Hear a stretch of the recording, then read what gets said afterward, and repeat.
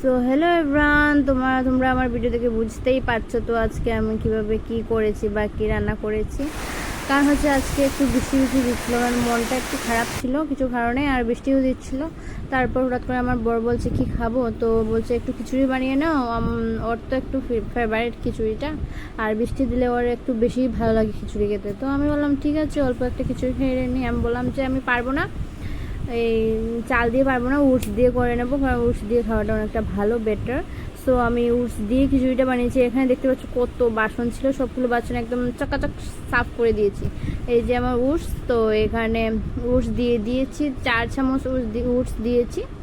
তো উটস দেওয়ার এর আগে আমি প্রথমে ডালটাকে সিদ্ধ করে নিই। ডাল আর বাঁশের কড়িল আর তোমার কারকুল দিয়েছিলাম, সব কিছু দিয়ে সিদ্ধ করে নিয়েছিলাম। আর এখানে দেখো সব বাসনগুলোকে সেট করে নিয়েছি, একদম পরিষ্কার করে সব কিছু জায়গায় করে নিয়েছি, সুন্দর করে রুমটাকে রেডি করে নিয়েছি। আর এখানে এবার দুটো পেঁয়াজ নিয়েছি, কারণ পেঁয়াজ সম্বাস একটু না দিলে ভালো লাগবে না, তার জন্য একটু পেঁয়াজ নিয়েছি। আর পেঁয়াজটাকে একটু ভেজে নিলাম, ভাজার পর তারপর খিচুড়িতে দিয়ে দিলাম।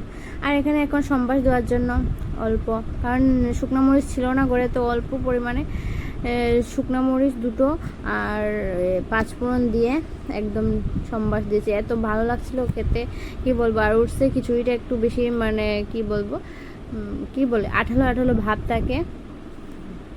তো তারপর লাস্টে আমি দিয়ে দিলাম কারি পাতা, আর কারি পাতা তো আমার ফেভারিট। আর এভারেস্টে অল্প মশলা ছিল, তো এটা দিয়ে দিয়ে এই যে একটা ডিবায় দেখতে পাচ্ছেন মশলা দিয়েছি, এটা আমার বানানো হোমমেড মশলা।